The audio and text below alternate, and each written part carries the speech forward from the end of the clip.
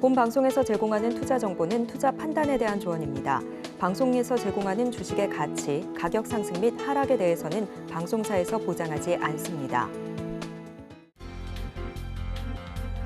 실시간 정보 브리핑입니다. 한국은행이 연 3.5%인 기준금리를 9번 연속 동결했습니다. 물가 불확실성과 역대 최대 한미 금리 차에 금리 인하는 시기상조라고 판단한 모습입니다. 다음 소식입니다. 한국거래소가 배당 등 기업가치 제고 계획을 발표한 기업을 매달 집계해 투자자들에게 알릴 계획입니다. 정부의 밸류업 프로그램에 적극 화답해 참여하는 기업을 투자자들이 손쉽게 확인하도록 돕겠다는 취지입니다. 마지막 소식입니다. 가상자산 테라루나 폭락 사태의 주범인 권도형 테라폼랩스 대표가 미국에서 죗값을 치르게 됐습니다. 지난해 3월 함께 검거됐던 한창준 테라폼랩스 최고 재무 책임자와 달리 가장 핵심 인물인 권 씨는 한국에서 수사를 받을 수 없게 된 셈입니다.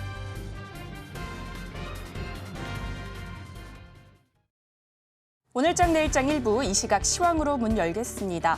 간밤 미국에서 FOMC 의사록이 공개됐습니다. 의사록에는 대부분의 위원들이 정책 기조를 너무 빨리 완화하는 경우에 위험성을 지적했고요. 정책금리 정점 도달 가능성이 높아진 가운데 인플레이션이 2% 지속 가능한지 데이터를 신중하게 평가하는 것은 중요하다고 밝혔습니다.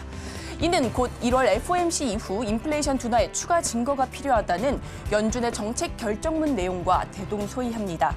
이렇게 의사록이 공개되면서 금리 동결 가능성은 더 커졌는데요. 5월 금리 동결 가능성은 70%까지 치솟은 가운데 6월의 경우 금리 인하 가능성이 더 높긴 하지만 동결 가능성도 30%까지 증가한 모습입니다. 네, 한편 오늘 국내에서도 한국은행이 기준금리를 발표했는데요. 지난해 1월 이후 무려 9차례 연속 금리 동결을 발표했습니다. 소비자 물가 상승률이 2%까지 충분히 떨어지지 않았고 가계 부채 증가세도 뚜렷하게 꺾이지 않은 상황에서 서둘러 금리를 내리면 자칫 이들 불씨가 다시 살아날 수 있다고 판단한 것으로 해석되고 있습니다. 이렇게 금리도 시장의 예상대로 동결이 됐고 또 엔비디아가 호실적을 발표하면서 국내 양지수 모두 빨간불 켜내고 있는데요. 이 시각 지수 흐름은 어떤지 코스피 먼저 살펴보겠습니다. 오늘 코스피 그래도 장 초반 대비해서는 탄력이 다소 둔화된 모습입니다.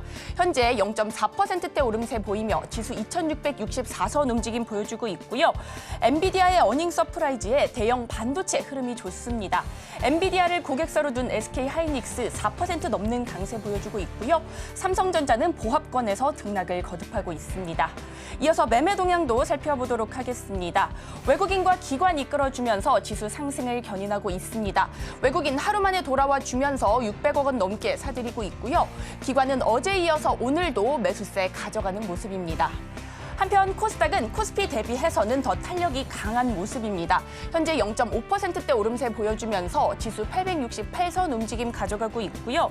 오늘 테마주 강세가 지속되면서 코스닥의 거래대금은 7거래일 연속 코스피의 거래대금을 상회하는 모습이 나타나고 있습니다. 이어서 매매 동향도 살펴보도록 하겠습니다. 코스피와 마찬가지로 외국인과 기관이 끌어주고 있습니다. 각각 109억 원, 351억 원 사들이는 가운데 개인은 7거래일 만에 매도 전환하면서 200억 원 넘게 팔아내고 있습니다.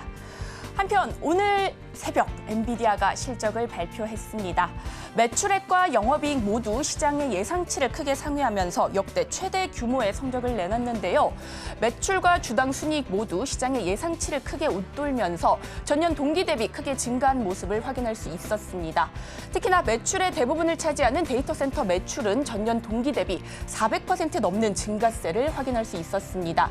이렇게 매출 증가는 서버용 AI 반도체, 특히 호퍼 100의 판매 호조에 따른 것으로 밝히고 있는데요. 이 같은 내용의 엔비디아의 주가는 시간의 거래에서 크게 치솟는 모습이었습니다. 장중에는 관망세 보이며 3%대 하락세 보였는데요. 장 마감 이후 실적 발표 후에는 실적을 상회하는 결과를 나타내면서 9% 넘게 치솟는 모습이었습니다. 이와 함께 삼성전자가 AGI를 개발한다는 소식이 더해지면서 국내 반도체 관련주 한바구음 짓고 있는데요. 이 시각 가장 강한 섹터 시스템 반도체 관련주 살펴보도록 하겠습니다. 오늘 NCN 장 초반부터 강했습니다. 현재까지도 상한가 풀리지 않고 있는 모습이고요. 이어서 에이징랜드와 시그네틱스 역시나 13%대 빨간불 켜면서 강한 움직임 보여주고 있습니다. 이상 오늘장 시황 살펴봤습니다. 남은 오후장도 저희와 함께 하시면서 현명한 투자 전략 세워가시기 바라겠습니다. 이상 시황센터 최유정이었습니다.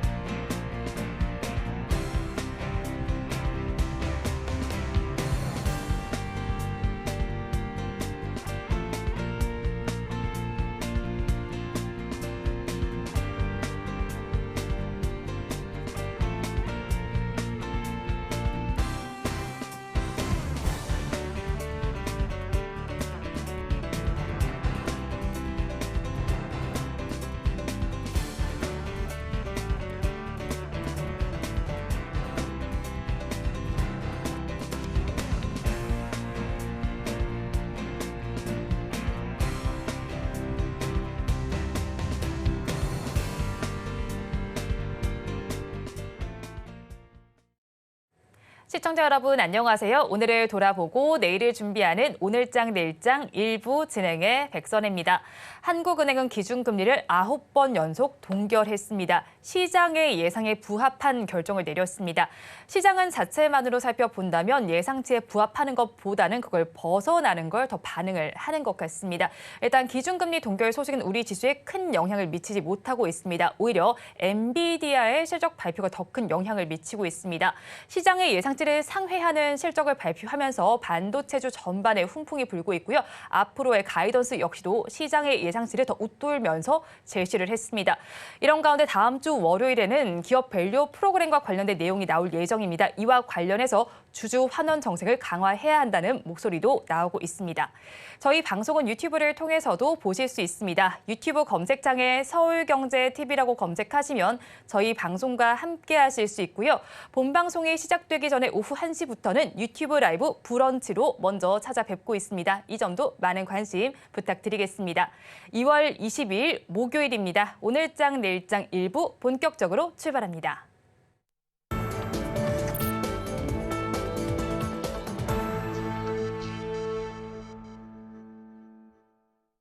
쏟아지는 경제 뉴스 중에서 어떤 뉴스가 수익으로 연결될지 알아보는 시간입니다. 오늘도 두 분과 함께 이야기 나눠보겠습니다. 헤르메스 스탁 하창환 본부장, 루크투자연구소 임순재 대표 두 분 나와 있습니다. 두 분 어서 오세요. 안녕하십니까. 네, 먼저 본부장님께 질문을 드려보겠습니다. 오늘 시장에서 어떤 뉴스를 굿뉴스로 바라보셨습니까? 네, 저는 방산 쪽에서의 좀 긍정적인 뉴스죠. 이제 수출입은행법에 대한 좀 긍정적인 소식이 나와서 말씀을 드리려고 하는데요. 이제 기존의 한도는 15조 수준이었는데 이게 25조 수준으로 좀 확대가 될 것으로 예상이 되고 있습니다. 뭐 본 회의에서 결과적으로 결과가 나와야 되겠지만 뭐 사실상 거의 진행이 됐다라고 보셔도 무방한 상황이고요. 아시겠지만 방산 쪽에서 뭐 대규모 이런 수주를 하는 쪽에서는 사실 수출입은행을 통해서 이제 빚을 내게 하고 그 안에서 이제 다시 기업들이 자금을 회수하는 방식으로 진행을 하고 있는데요. 우리나라 같은 경우는 기타 다른 방산 수출 대국들과 비교를 했을 때 이런 좀 한도 자체가 조금 낮다 보니까 좀 아무래도 큰 수주를 받는데 좀 지장이 되고 있었던 상황입니다.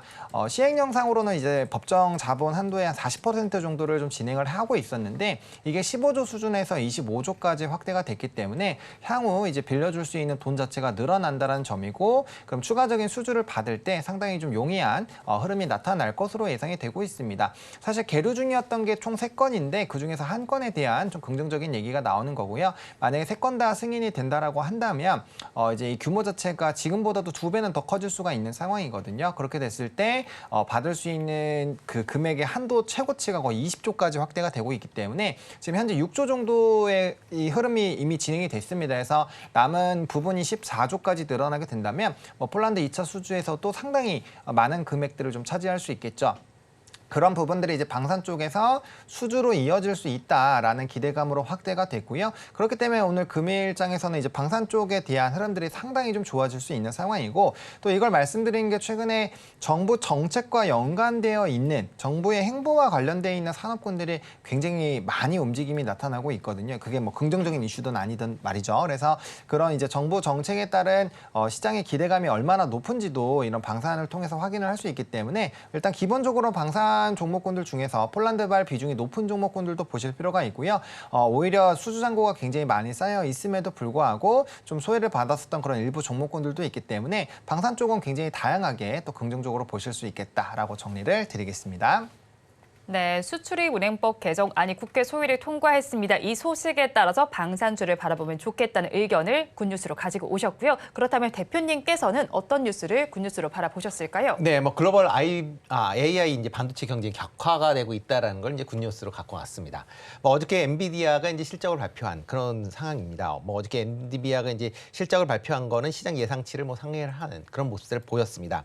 뭐 매출 같은 경우에는 221억 달러를 기록을 하면서 전년 대비 265% 증가를 했고요. 영업이익 같은 경우도 122억 8천만 달러로 해서 765%가 증가하는 그런 모습을 보이고 있습니다. 이렇게 이제 AI에 관련돼서 또 이제 가이던스도 상당히 이제 좋게 나왔기 때문에 엔비디아 같은 경우는 시간 내에서 9% 정도 상승을 했고요. 그 여파로 국내의 이제 반도체주도 강한 그런 흐름세를 이어가고 있는 그런 상황입니다. 이렇게 엔비디아 미국에서 이제 현재는 AI 칩을 거의 독점적으로 이제 생산을 하는 그런 이제 모습세다 보니까 다른 빅테크에서 여러 가지 이제 AI용 반도체를 설계하기 위해서 지금 진행 중에 있는 그런 상황이다라고 보시면 될 것 같습니다. 뭐 당장은 아니지만 최소한 내년서부터는 메타나 구글, 그다음에 MS 같은 경우도 자체의 AI 칩을 개발할 걸로 예상이 되고 있는 그런 상황이고요. 그렇다라고 하게 되면 AI 칩이 확대가 된다라고 하게 되면 이거를 파운드리를 만드는 업체, 대표적으로 삼성전자 같은 경우도 혜택에 대한 부분이 있고요. 이와 더불어 현재 AI 반도체의 대부분이 들어가는 게 HBM3 D램이다라고 보시면 될 것 같습니다. SK 하이닉스 같은 경우는 올해 상반기에 HBM3E D램을 이제 양산화한다라고 이제 발표했듯이 향후에 HBM3 D램에 대한 매출 부분은 향후에 확대가 될 걸로 그렇게 예상이 되고 있습니다.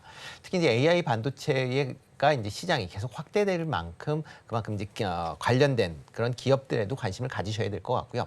다만 이제 파운드리 관련돼서 삼성전자가 얼마만큼 할 것이냐에 대한 부분은 오늘 주가에는 약간 좀 부정적으로 나타나고 있습니다. 이유는 인텔에서 1.4 나노 공정을 2027년부터 파운드리를 생산할 것이다라고 지금 발표한 그 여파다라고 보시면 될 것 같고요.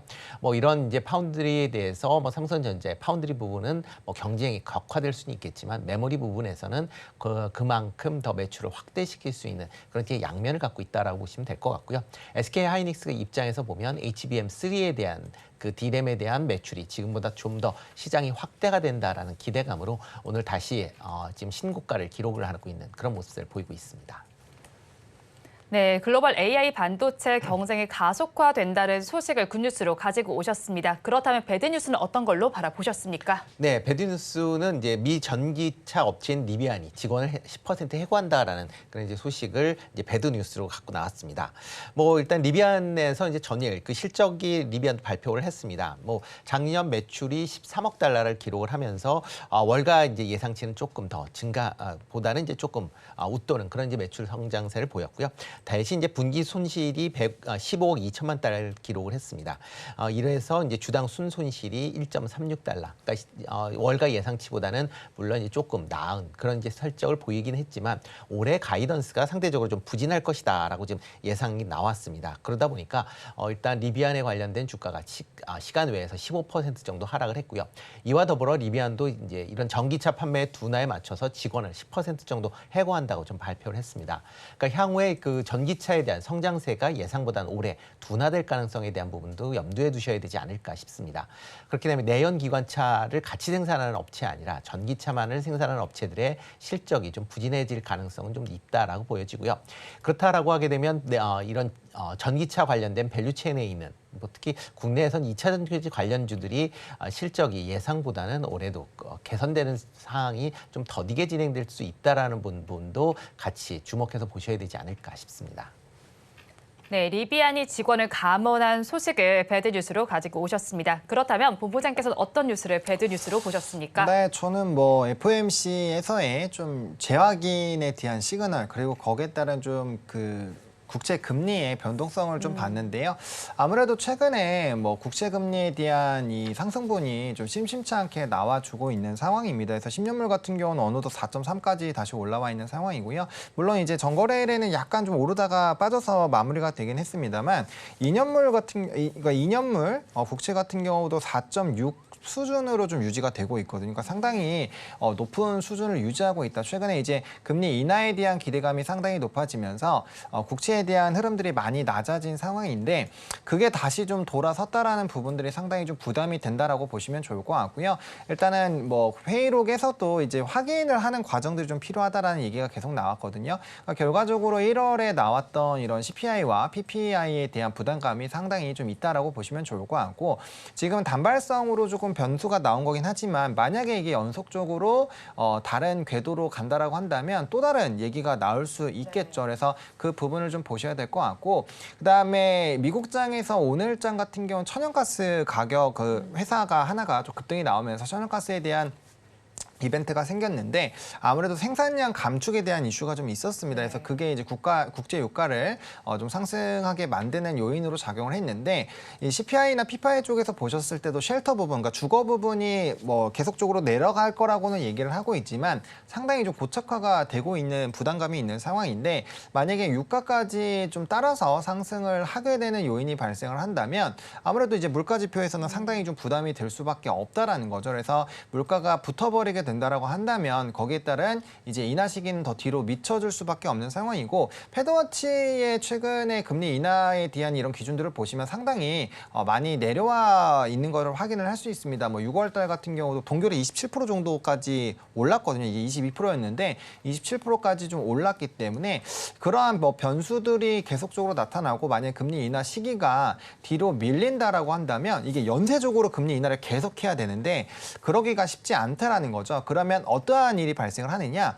시장에서 기대하고 있었던 금리 인하에 대한 숫자와 연준에서 말했던 그 숫자가 정말 명확하게 갈리게 되는 흐름들이 나타나거든요. 그러면은 거기에 따라 이제 부담감들이 나타날 수 있고 수급의 변동성이 생길 수가 있기 때문에 물론 이게 우리가 정말 지겹도록 얘기를 듣다 보니까 이거 FOMC 계속 얘기 들어야 돼라는 생각을 하시겠지만 여전히 물가라는 부분은 어쨌든 영향을 줄 수밖에 없다라는 점 그리고 저는 그런 부분도 생각을 하고 있거든요. 미국 쪽으로 지금 공장이 쏠리고 있잖아요. 그러면 그쪽에서 인플레이션이 안 나올 수가 없어요. 그 효과가 계속 나올 수밖에 없다라는 점 그리고 그를 위해서 계속 국채를 찍어내고 새로운 빚들이 신용으로 만들어지고 있다라는 점 이런 것들을 좀 고민을 해보신다라고 한다면 이 이슈가 생각보다 굉장히 오래 갈 수도 있겠다. 만약에 인하를 하더라도 어느 순간에선 조금 멈추는 우리가 정말 기대하는 것처럼 옛날처럼 초저금리로 가는 데는 정말 오래 걸릴 수도 있기 때문에 그러한 생각들을 좀 해보시면서 시장의 흐름을 좀 잡아보시면 좋지 않을까라고 정리드리겠습니다.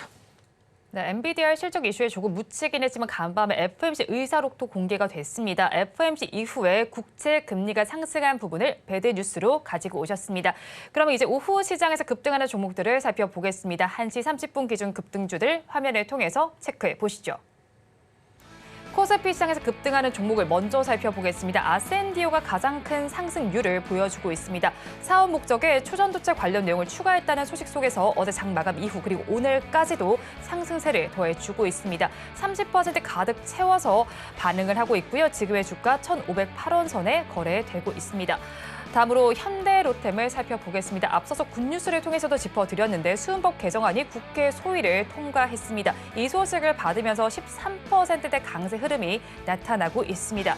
다음으로는 유니퀘스트를 살펴보겠습니다. 6거래일 만에 급등세를 보여주고 있습니다. 주가 11%대 강세 흐름 나타내고 있고요. 지금 시간 기준으로 주가는 9,080원 선에 거래되고 있습니다. 계속해서 광전자 살펴보겠습니다. 투명 디스플레이 TV 상용화가 촉각을 세우고 있다는 소식이 전해지고 있습니다. 7%대 강세를 보여주고 있고요. 지금의 주가 2,675원 선에 거래 진행됩니다. 이어서 락앤락을 살펴보겠습니다. 외국인들이 대량 매수 공세를 펼치고 있고요. 최근 들어서 주가 흐름도 꽤 좋습니다. 7%대 강세 흐름을 보여주고 있고요. 지금의 주가는 6,860원 선에 거래되고 있습니다. 다음 장으로 넘어가서 코스닥 시장에서 급등하는 종목들을 체크해 보겠습니다. 가장 큰 상승률을 보이는 종목은 오늘 코스닥 시장에 입성한 K웨더입니다. 184%대 강세 흐름을 보이던 주가 지금은 167%대로 상승분을 꽤 많이 내려놓은 상태입니다. 지금의 주가는 18,740원에 반응을 하고 있습니다. 다음으로는 상한가를 기록하고 있는 하잉크 코리아를 살펴보도록 하겠습니다. 권리력 효과로 인해서 이틀째 상한가에 직행을 하는 모습입니다. 지금 시간 기준으로 주가는 1,786원 선에 거래 진행되고 있습니다. 다음으로 NCN을 살펴보겠습니다. 역시나 상한가를 기록하고 있는 종목인데요. 삼성전자가 법용 인공지능 개발을 본격화한다는 소식 속에서 강세 흐름 나타냅니다. 2,060원 선에 주가는 반응하고 있습니다. 다음으로는 다보링크를 살펴보겠습니다. 대주주가 변경되면서 지금 상한가 흐름을 이어가고 있습니다. 2,850원 선에 주가 반응하고 있습니다. 마지막으로 가온칩스를 살펴보겠습니다. 일본 대형 반도체 상사와 사업 협력을 했다는 소식이 전해지고 있습니다. 주가는 26에서 27%대 강세 흐름을 나타내고 있고요. 주가 107,800원, 900원 선에 거래 진행됩니다. 급등하는 종목 저와 함께 살펴보셨는데요. 이 10가지 종목 중에서 대표님께서는 어떤 종목의 흐름을 특징적으로 바라보셨습니까? 네, 그중에서 NCN 조금 뭐 봤는데요. 그러니까 지금 어저께 이제 삼성전자가 이제 AGI 관련된 분야에 이제 투자를 하겠다, 확대를 하겠다라고 하면서 이제 미국 내에 지금 관련된 조직을 신설했다라는 그런 뉴스가 나왔습니다. 그러면서 AGI와 관련된 뉴로모픽 관련된 얘기들이 이제 나오면서 관련주들이 좀 급등을 하고 있는 그런 모습을 보이고 있다라고 보시면 되는데요. 뭐 NCN 같은 경우도 그렇고 지금 베셀 같은 경우도 그런 이제 AGI 관련된 그런 이제 이슈가 부각이 되면서 지금 급등세를 지금 연출을 하고 있는 그런 상황입니다. 뭐 물론 이제 뉴로모픽이라는 그런 이제 새로운 기술의 이제 확대에 따라서 뭐 당연히 관련된 종목들이 뭐 움직일 가능성은 충분히 있지만 이건 분명히 테마성으로 움직일 가능성이 있다라고 보여지고요. 특히 이제 삼성전자에서 이런 뉴로모픽 관련돼서 하겠다라고는 하고 있지만 어떤 식으로 할지에 대한 부분은 아직 나와 있지 않는 그런 상황이기 때문에 지금 상황은 단순히 기대감으로 오르고 있다라고 보여집니다. 그리고 관련된 종목들의 시가총액들이 그렇게 크지는 않습니다. NCN 같은 경우도 시가총액이 500억이 조금 넘는 수준이고요. 그다음에 베셀 같은 경우도 500억 수준에 불과할 만큼 그러니까 시가총액이 크지 않기 때문에 작은 이제 매수를 통해서라도 이렇게 이제 주가의 급등락이 이제 발생할 가능성은 충분히 있다는 걸 염두에서 보셔야 되지 않을까 싶고요. 뭐 물론 이제 단기 테마성으로 관련된 종목들이 충분히 움직일 가능성은 있긴 하지만 뭐 이건 단기 트레이딩 관점에서만 접근해 보셔야 될 것 같고요. 향후에 관련된 그런 뭐 매출이나 아니면 계약 관계들이 나온다라고 하게 되면 그 이후에 관심을 가지셔도 되지 않을까라는 생각을 해보고 있습니다. 네, NCN에 대해서 짚어주셨는데 AGI가 아직 완벽하게 나오진 않은 만큼 앞으로 계속 지켜보자고 정리를 해주셨습니다. 그렇다면 본부장께서는 어떤 종목의 흐름을 특징적으로 바라보셨을까요? 네, 저는 일단 아센디오를 보고 있습니다. 이제 해당 종목을 보는 것은 이쪽 산업을 지금 투자자라는 관점이 아니라요. 최근에 이제 이 코스닥을 움직이는 핵심 주체가 어떻게 보면은 이 초전도체가 일부 있다라고 말씀을 드릴 수 있거든요. 왜냐하면은 시가총액 상위 종목군들 특히나 코스닥 쪽에서 신성델타테크가 뭐 5위 안에 들어오다가 지금 8위까지 좀 눌려 있는 상황인데 지금 이 초전도체 관련된 종목군들이 시가총액 상위 종목군들 안에 좀 많이 포함이 되어 있는 상황이거든요. 왜냐하면 관련된 종목군들이 워낙 많이 올라가다 보니까 그래서 그런 관점에서 봤을 때 만약에 이쪽 산업군이 정말 많이 올랐어요. 그래서 여기서 차익이 나오기 시작을 한다면 코스닥 같은 경우는 지수가 밀릴 확률을 배제할 수 없습니다. 왜냐하면 이 거래일 전에도 이제 신성델타테크가 조정이 나왔을 때는 좀 지수가 플러스에서 마이너스로 전환이 됐거든요. 그래서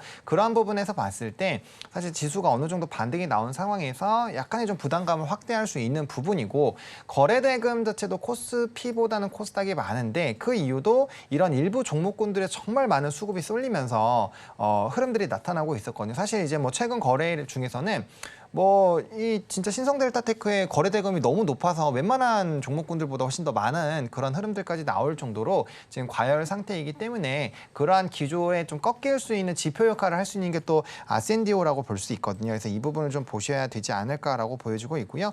또 이제 뭐 코스닥 쪽에서는 대부분 이제 대표님이 말씀을 해주신 것처럼 이제 새로운 반도체에서 최근까지 이제 HBM이 좀 묵직하게 움직이다가 뭐 온디바이스, 그다음 온센서, CXL 뭐 이런 식으로 계속 붙었거든요. 그러다가 이제 또 새롭게 나온 게 뭐 AGI라든지 뭐 MUF라든지 이런 게 또 붙고 있습니다. 그러니까 그만큼 반도체 안에서 지금 어느 정도 PER이나 PSR 기준을 했을 때 PER은 뭐 40에서 50배, PSR 같은 경우 15배 이상인 종목군들은 밸류적인 부담감이 좀 있다라는 거죠. 오늘 올랐기 때문에 또 어느 정도 또 고가 논란이 나올 수밖에 없다라는 거죠. 그렇기 때문에 좀 가볍고 새로운 쪽으로 수급이 쏠리는 흐름들이 나타나고 있기 때문에 이 안에서 순환 매들 충분히 나올 수 있고요. 또 오늘은 급등해서 오늘 뭐 이제 미국장까지 본다면 추가적인 상승은 나타날 수 있지만 가격적인 부담감에 따른 차익이 항상 나오던 라인이기 때문에 단기적인 변동수가 굉장히 클 수 있다라는 부분에서의 참고가 필요한 그런 시점이지 않을까 정도로 정리를 드리겠습니다.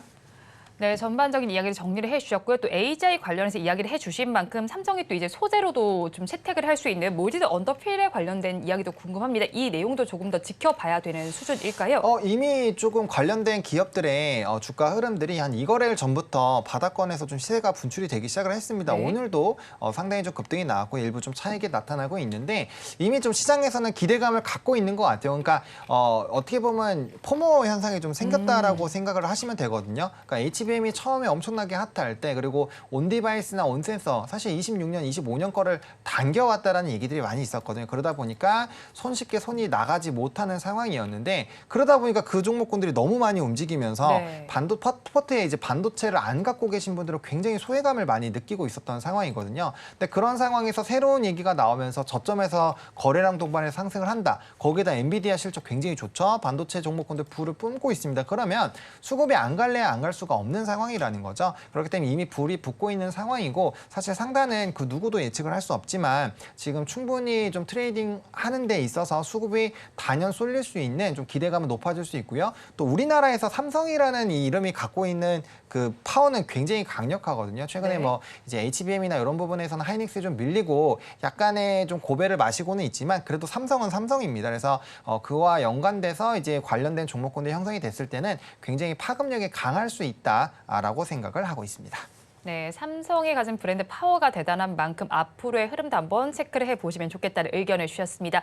이어서는 실적을 발표한 기업을 좀 살펴보겠습니다. 한국콜마를 살펴보겠습니다. 지난해 매출이 2조 원을 돌파했는데 이 사상 최대치입니다. 지금 설립한 지 11년 만에 최초로 매출 2조 원을 달성한 만큼 이 실적 굉장히 긍정적으로 보이는데요. 주가는 어떻게 반응하고 있나요? 뭐 주가는 이에 비해서는 상당히 좀 쫓아가지는 좀 못하고 있는 그런 상황이다라고 보시면 될 것 같고요.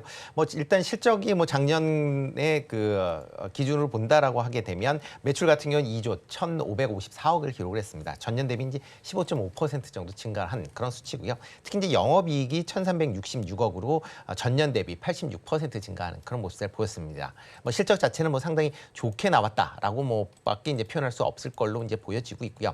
다만 이렇게 이제 좋게 나와 있는 그런 상황이지만 주가상으로는 조금 좀 아쉬운 그런 모습을 좀 보이고 있습니다. 특히 이렇게 이제 ODM 관련된 그런 이제 화장품 업체들이 실적이 좋게 대한 이제 그런 기대감이 좀 컸었던 부분이 분명히 있는데 실적이 좋음에도 불구하고 생각보다는 조금 약한 그런 모습을 좀 이어가고 있는 그런 상황입니다. 그렇지만 올해 내에도 아마 화장품 관련된 그런 매출은 꾸준히 좀 증가할 가능성은 충분히 있다라고 보여집니다. 한국 콜마뿐만 아니라 관련된 그런 종목들 같은 경우에는 여전히 시장에서 좀 주목해서 좀 보셔야 될 걸로 보여지고요. 특히 이제 미국 내에서도 소비가 계속 유지가 되고 있는 그런 상황입니다. 그렇다라고 하게 되면 이런 이제 소비가 유지가 되면 관련된 소비재, 뭐 화장품이나 의류 관련된 소비도 계속 이어질 걸로 예상이 되고 있기 때문에 관련된 매출 성장세는 올해도 좀 이어질 걸로 보여지는데 다만 주가적으로 보면 최근에 조금 약세를 보였었던 그 흐름이 좀 이어지고 있다는 건 조금 안타까운 그런 상황입니다. 네, 한국콜마 굉장히 좋은 실적을 발표했지만 주가는 이에 미치지는 못하는 모습입니다. 그럼 업종 전반에 대한 질문을 드리겠습니다. 본부장님, 네. 화장품 업종 전반은 지금 최근에 어떤 흐름을 보이고 있습니까? 사실 뭐 전거래일까지만 해도 굉장히 좀 불을 뿜어줬고요. 오늘 같은 경우도 일부 기업들 같은 경우는 좀 후발로 신고가를 갱신하는 움직임이 나타났거든요. 네. 사실 그 트리거가 전거래일에 있었던 실리콘2 엄청 뜨겁게 움직였던 거 다들 알고 계실 텐데요. 이 종목이 좀 오늘은 좀 차익이 일부 나오고 있습니다만 동남아 지역이라는 그 키워드를 확 던지고 갔어요. 그러다 보니까 OEM, ODM 업체들이 오늘 좀 흐름들이 상당히 좋거든요. 예를 들면은 제가 정말 지겹도록 많이 말씀드렸던 이제 OEM 대장주들, 뭐 코스메카 코리아 오늘 52주 신고가 또 갱신을 했고요. 그다음에 잉그루드랩 같은 경우도 오늘 또 고가 라인 갱신하면서 또 52주 신고가를 갱신을 했습니다. 그러니까 화장품에 대한 이런 전반적인 기조가 과거에는 또 미국과 유럽, 일본 물론 이 지역들만 석권하더라도 정말 어마어마한 이제 시장에서의 좀 확대가 나타나고 있고 그런 것들이 이제 실적으로 가시화가 되고 있는 걸 우리가 벌써 한 3분기 내내 보고 있는 상황인데 거기다 동남아라는 신규 브랜드가 신규 지역이 붙어 버렸다라는 거죠. 그렇기 때문에 여기에 따른 기대감은 앞으로도 좀 확대가 되지 않을까라고 보고 있고요. 또 오늘 같은 경우는 엔터주들도 좀 다시 한번 좀 힘을 내주고 있는 상황인데 사실 화장품 쪽과 엔터 쪽도 연관성이 좀 있습니다. 네. 사실 우리나라 최근에 이제 새롭게 컴백을 했었던 이런 좀 유명했었던 걸그룹들의 좀 신규 앨범 판매량이 사실 좋지는 않았어요. 근데 네. 사실 앨범이라는 게 항상 좋을 수가 없거든요. 노래를 만드는데 어떻게 항상 좋은 노래만 나오겠어요. 가끔씩 좀 독특한 것도 나오고 음악 색깔도 나오고 그런 흐름들이 있을 텐데 아무튼 그런 부분에서 좀 앨범 판매가 부진을 하다 보니까 엔터주들이 좀 눌렸고 그런 부분에서 약간 좀 소외가 되는 부분이 있었거든요. 근데 미국장에서 엘프뷰티라는 또 기업을 보시면 이게 저가 브랜드를 판매하는 화장품 회사인데 주가의 추이가 굉장히 좀 좋은 상황입니다. 그러니까 여전히 시장에서는 저가에 대한 흐름들에 대한 기대감이 많고 SNS를 통해서 가성비를 정말 시장을 따지는 그런 제품들에 대한 수요가 많이 늘어나고 있다라는 거죠. 그래서 그런 부분에서 이제 지역까지 확대가 되고 또 그런 아시아 쪽, 동남아 쪽 같은 경우는 사실 젊은 층의 인구가 굉장히 많고 늘어나고 있는 그런 추세잖아요. 그런 부분들까지 봤을 때 확실히 좀 매력도가 높은 그런 기조다라고 보시면 좋을 것 같고 여전히 OEM 쪽, 비중국 쪽 OEM 쪽이 핵심이라고 보시면 좋을 것 같고 나머지는 이제 뭐 H&B라든지 또 실적에 대한 모멘텀이 단기적으로 있다든지 그런 쪽으로 보셔도 좋을 것 같고 또 이게 이쪽이 잘 가면 아마 미용 의료기기 쪽도 같이 연관성이 생길 수가 있기 때문에 사실상 확장할 수 있는 그런 캐파 자체는 상당히 좀 크다라고 이해를 해보시면 좋을 것 같습니다. 네, 화장품주에 대해서 긍정적인 의견을 제시를 해주셨는데 이게 꼭 화장품주는 아니지만 제약 바이오주 중에서 HLB에 대한 관심도 뜨겁습니다. 네. 그 HLB 계열사 중에서도 화장품 관련 사업을 하는 업체가 있잖아요. 그 종목의 주가는 어떻게 바라보십니까? 사실 이제 HLB 쪽 같은 경우는 지금은 그게 중요하지 않다라고 보고 있고요. 저는 이제 FDA 승인, 네. 그 승인 관련된 게 리보세라님 그거 말씀하시는 그게 거죠? 핵심이라고 보고 있거든요. 왜냐하면 그것 때문에 지금 주가가 이 3만 원부터 지금 8만 원대까지 올라온 상황이고 계속적인 상승이 나타나고 있기 때문에 물론 화장품이 좋으면 그것도 좀 단기적으로 반영이 되겠죠. 근데 단연 지금 HBL이 붙어있는 이 그룹주들은 그 스토리로 가고 있기 때문에 약간은 좀 별개로 보실 필요가 있지 않을까 정도로 정리를 드리겠습니다. 네, HLB 그룹주의 경우는 좀 별개로 바라보자고 전해주셨고요. 제약 바이오주 이야기가 나온 만큼 알테오젠에 대한 이야기도 좀 해보도록 하겠습니다. 티센트리 SC 버전이 영국에 출시된 지 1분기 만에 전환율 18% 달성을 했습니다. 이에 따라서 키트루다 SC 출시 기대감도 더해지고 있고요. MSCI와 관련된 이야기도 좀 있지 않습니까? 관련된 이야기 전체적으로 전해주시죠. 일단 뭐 알테오젠 같은 경우는 뭐 지금 신약 관련된 부분에 대한 그 부분이 이제 지금 시장에서 이제 반영이 되고 있다라고 보시면 될 것 같고요. 그렇기 때문에 뭐 지난 2월 초에 이제 저점을 찍고 계속 꾸준히 좀 상승세를 좀 보이고 있다라고 보시면 될 것 같습니다. 뭐 관련돼서 뭐 매출이나 뭐 이런 측면에서 뭐 긍정적으로 영향을 미칠 가능성에 대한 부분 같이 좀 관심 있게 좀 보셔야 되지 않을까 좀 생각을 해보고 있고요. 다만 이제 그 알테오젠 같은 경우도 이제 이런 이제 여러 가지 관련돼서 뭐 얘기들이 좀 나오고 특히 이제 최근 들어 이제 마케팅 관련돼서 뭐 알테오젠 이제 헬스케어를 통해서 이제 하겠다라고 그런 식으로 얘기를 하고 있는데 이게 아마 알테오젠의 자체적인 그런 또 그 주가 측면에서 보면 뭐 별도의 이제 분사를 해서 같이 만든다라는 건 조금 부정적일 가능성은 좀 있다라는 점도 같이 좀 주목해서 보셔야 되지 않을까라는 생각을 해봅니다. 네, 알테오젠에 대한 주가 전망까지 정리를 해주셨습니다. 그리고 오늘 섹터의 흐름을 바라본다면 아무래도 반도체 섹터가 가장 큰 강세를 보이고 있지만 또 그 안에서 로봇 섹터에서도 빨간 불이 들어오고 있습니다. 관련해서 개별적인 이슈가 있는 종목들도 있는데 이 로봇 섹터 자체는 어떻게 바라보실까요? 저는 사실 되게 긍정적으로 보고 있습니다. 저는 이제 그러니까 이제 AI가 성장을 했을 때 가장 크게 수혜를 받는 부분은 전 로봇이다라고 생각을 하고 네. 있거든요. 그래서 이런 성장 흐름들 그리고 나타났을 때 상당히 좀 긍정적인 영향을 주지 않을까라고 보고 있고요. 오늘 사실 AI 소프트웨어부터 시작해서 뭐 이제 AI 의료기기 쪽도 굉장히 강하고 결국에는 과거에 작년 이제 1월부터 AI 쪽이 반도체 쪽이 좋았을 때 좀 순환매가 돌았었던 산업은 오늘 다 올라가고 있거든요. 그래서 그러한 부분에서 로봇도 좀 수급적인 흐름들이 나타나고 있다라고 보시면 좋을 것 같고 에브리봇 같은 경우가 지금 대장 역할을 해주고 있는데 사실상 상장사 중에서 로봇 쪽에서 그래도 실적이 굉장히 잘 나오는 회사였고 뭐 청소기가 팔려봐야 얼마나 팔겠어? 약간 이러한 부분으로 좀 상당히 저평가를 받고 있었던 거거든요. 근데 이게 폭발적으로 터져 나오면서 저는 뭐 지금 가격대면 시세가 뭐 많이 나왔다라고 생각은 하고는 있습니다. 그래서 좀 이런 기업들 같은 경우 조금은 뭐 조심해 보실 필요는 있을 것 같고요. 대신에 뭐 크게 이평선만 깨지지 않는다라고 한다면 단연 상승하는 부분에서 끌고 가시는 것도 좋은 전략이 될 수 있습니다.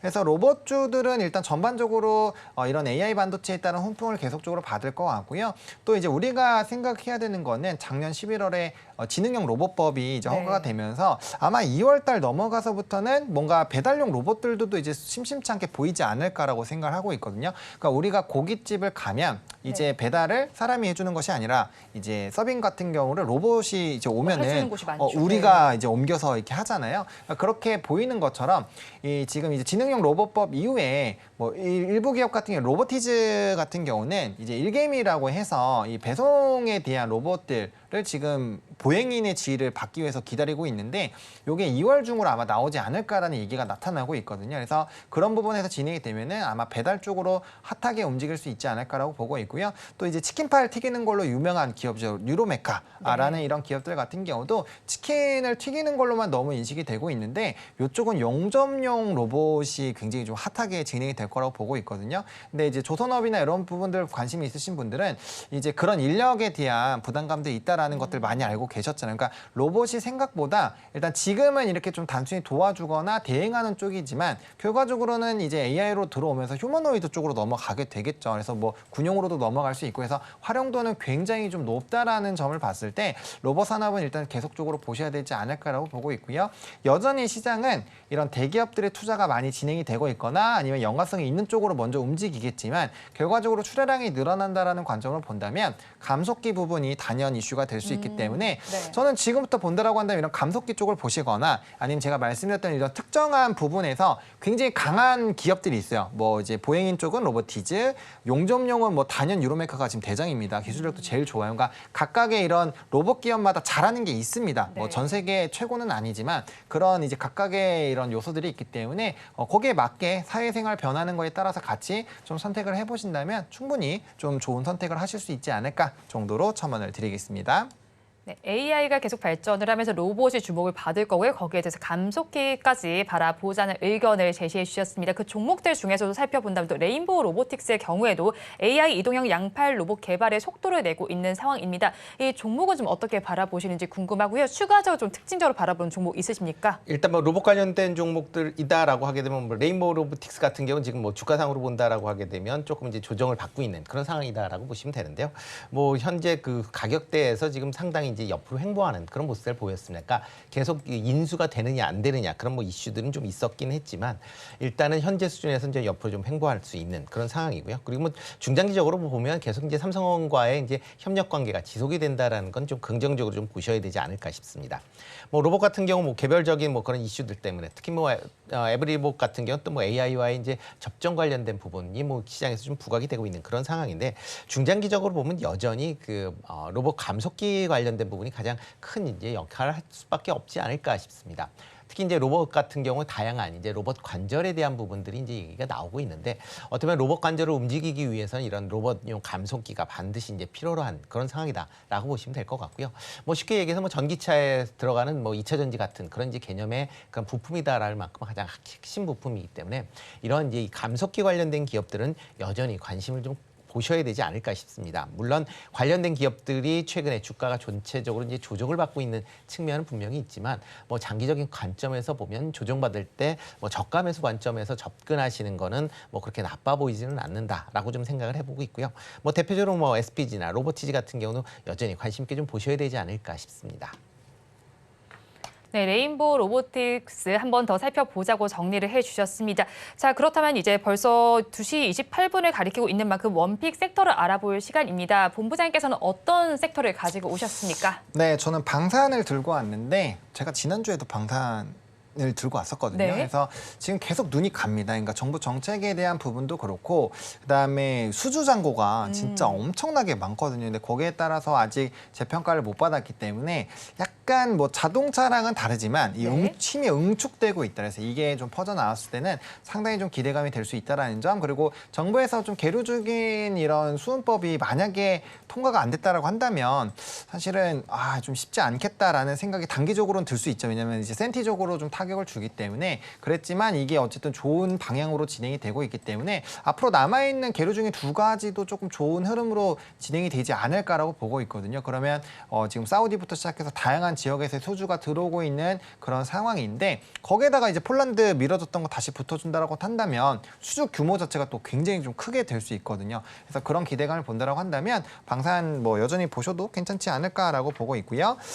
사실 종목이 굉장히 또 고민이 되긴 했는데 제가 이제 좀 눌림이 나왔을 때 LIG 넥스원을 말씀을 드렸는데 또 들고 왔습니다. 이전에 말씀을 드렸던 목표가는 달성이 된 걸로 제가 알고 있는데 추가적으로 목표가를 좀 상향을 해서 저 좀 더 끌고 가보면 좋겠다라고 생각을 하고 있거든요. 이전에 좀 말씀드렸던 게 이미 수주 곡간이 굉장히 좀 많이 8년치 곡간을 채워놨다라고 제가 말씀을 좀 드렸었는데 이제 작년 3분기 기준으로 했을 땐 거의 19.5조의 수주 잔고가 남아 있었던 상황이고요. 사우디가 4조짜리가 이번에 나왔잖아요. 근데 추가적으로 6조 정도가 또 나올 수 있다라고 보기 때문에 수주에 대한 흐름이 굉장히 좀 강력하다라고 보시면 좋을 것 같고, 물론 이 회사는 폴란드발과는 좀 차이가 있습니다. 그래서 오늘 현대로템이 엄청나게 가는 거에 비해서는 좀 윗꼬리가 많이 달리기는 했죠. 그렇지만 이미 수주에 대한 뭐 부분이 상당히 높은 상황이고 사우디 쪽에서 추가적으로 확대가 될 것이기 때문에 우리나라의 수주 환경이 좋아지면서 수주에 대한 규모가 커지고 이 레벨업이 되게 된다면 이런 것들도 당연히 LIG 넥슨에도 좀 긍정적으로 볼 수 있거든요. 그래서 그런 관점으로 보시면 좋을 것 같고요. 그다음에 오늘 같은 경우는 윗꼬리에서 약간 일부 거래에서 차익이 나왔는데 사실 대량 거래를 통한 윗꼬리는 아니기 때문에 고점 돌파하기 위한 좀 물량 소화 과정이라고 보시면 좋을 것 같습니다. 그래서 계속적인 좀 우상향 나타나지 않을까라고 보여주고 있는 상황이고, 뭐 이 추가적인 실적에 대한 기대감들 또 사우디에서 2차에 대한 계약들이 어떻게 나오는지에 따라서 단기적인 모멘텀은 충분히 좀 달라질 수 있겠다라는 관점이고요.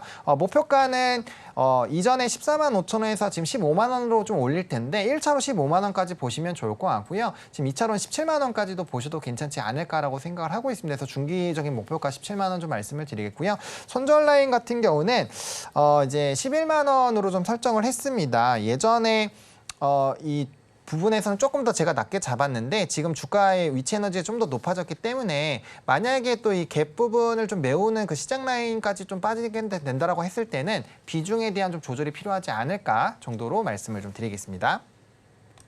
원픽 종목을 LIG 넥스원 가지고 오셨습니다. 처음 제시한 목표가는 이미 달성이 됐고요. 다시 주신 목표가가 15만 원이고 2차적으로는 17만 원까지 바라보자고 전해주셨습니다. 손절 라인 11만 원 제시해 주셨습니다. 이어서 대표님의 원픽 섹터 알아보겠습니다. 어떤 섹터에서 가지고 오셨나요? 네, 반도체 업종에서 갖고 왔습니다. 뭐 엔비디아의 여파에 의해서 뭐 실적이 좋아졌기 때문에 뭐 한동안은 조금 이제 매매 탄력도 붙을 걸로 보여지고요. 뭐 대표적으로 SK 하이닉스 같은 경우 오늘 뭐 다시 신고가를 넘어서는 이제 그런 모습들을 좀 보이고 있다라고 보시면 될 것 같습니다. 뭐 오늘 관련 종목은 그 중에서 이제 HPSP라는 종목입니다. 뭐 많은 분들이 많이 들어보셨을 그럴 종목인데요. 일단 뭐 고학 어닐링 관련된 그런 이제 장비를 만들고 있는 그런 회사다라고 보시면 될 것 같고요. 최근에 이제 반도체 미세화가 진행될수록 이러한 고압 어닐링 장비에 대한 수요가 증가하는 그런 추세다라고 보시면 될 것 같습니다. 특히 뭐 작년 실적도 비교적 좋은 그런 호조세를 이어가고 있는데요. 뭐 매출 같은 경우는 12% 정도 증가를 했고요. 영업이익도 952억으로 12% 정도 증가하는 그런 모습을 보이고 있습니다. 뭐 전방 산업인 이제 반도체가 작년도에 대부분 업체들이 실적이 부진했음에도 불구하고 HPSP 같은 경우는 상당히 좋은 그런 이제 실적 성장세가 이어지고 있다라고 보시면 될 것 같고요. 뭐 계속 지금 뭐 최첨단 이제 미세공정 관련된 얘기들이 많이 나오고 있습니다. 뭐 인텔에서도 이제 미세공정 관련된 그런 이제 로드맵이 나왔고, 그다음에 TSMC나 그다음에 삼성전자도 미세공정에 대한 로드맵이 지금 나와 있는 그런 상황이다라고 보면 향후에 뭐 2나노 공정 이하로 내려간다라고 하게 되면 보다 많은 이제 고학 어닐링 관련된 장비의 수요가 증가할 것이다라는 기대가 커져 있는 것도 사실입니다. 이와 더불어 이제 HBM3나 그다음에 DDR5와 같은 메모리 관련된 분야로도 지금 장비의 납입이 증가된다라는 기대감을 갖고 있으니까 그런 부분도 같이 뭐 국내 업체들이 HBM3와 관련된 이런 이제 생산 시설을 확대하면서 그거에 대한 수혜도 같이 기대해 볼 수 있지 않을까라는 생각을 해보고 있습니다.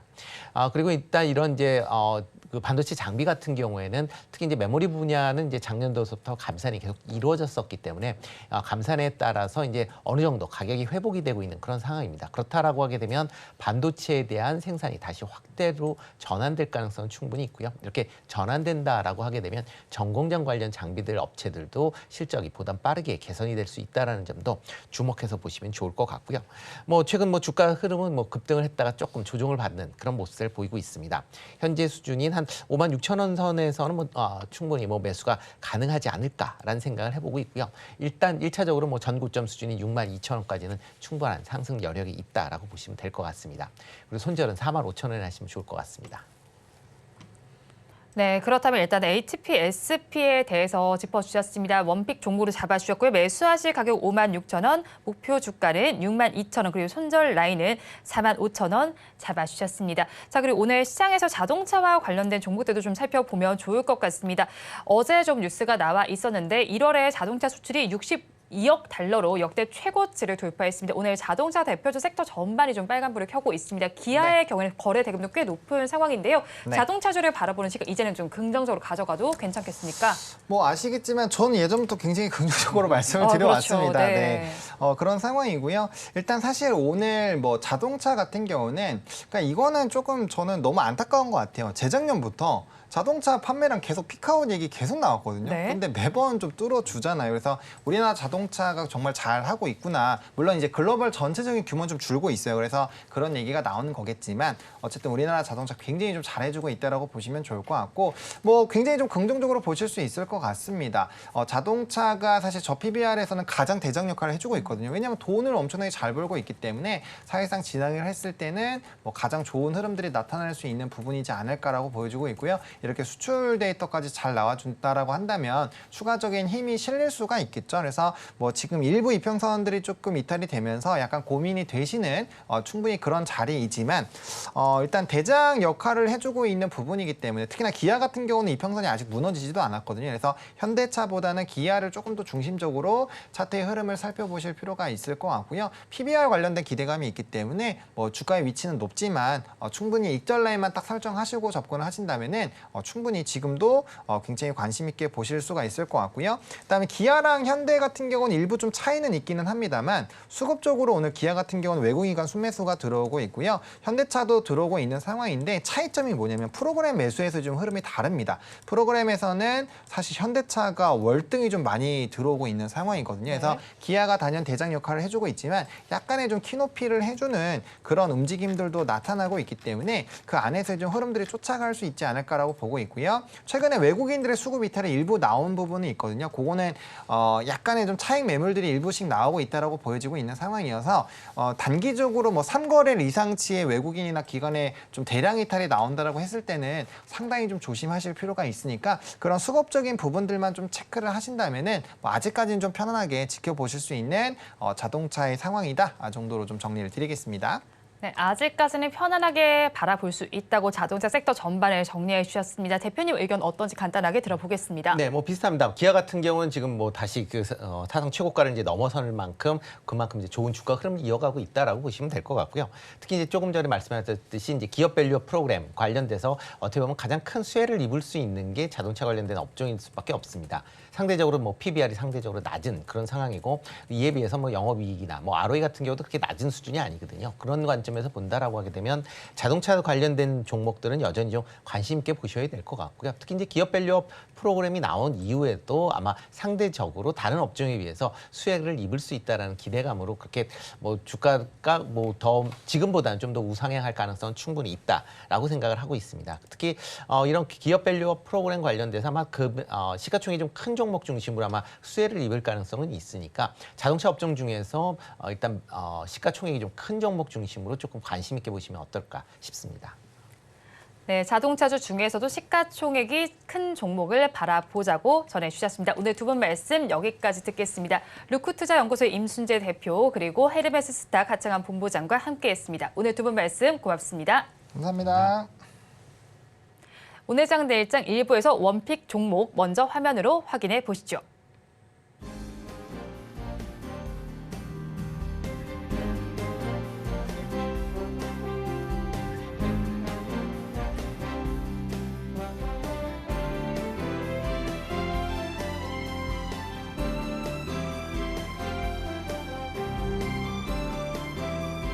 이어서 오늘장 내일장 1부의 핵심입니다. AI 반도체 그리고 로봇 순환매가 부각이 되고 있습니다. 요즘 시장의 트렌드를 한번 살펴보시기를 바라겠고요. 다음으로 로봇 수요 증가에 감속기 섹터까지도 주가가 기대가 되고 있습니다. 마지막으로는 HBM과 CXL에 이어서 범용 인공지능인 AGI라는 테마까지 등장했습니다. 단기적인 전략 수립이 필요한 시점입니다. 본 방송에서 제공하는 정보는 투자 판단에 대한 조언일 뿐 해당 주식의 가치와 수익률을 보장하지는 않습니다. 아울러 서울경제TV와 서울경제신문은 당사의 브랜드입니다. 최근 당사를 사칭하는 피해 사례가 늘어나는 만큼 각별히 주의해 주시기 바랍니다. 오늘장 내일장 1부에서 준비한 순서는 여기까지입니다. 저희는 잠시 후 2부로 돌아오겠습니다.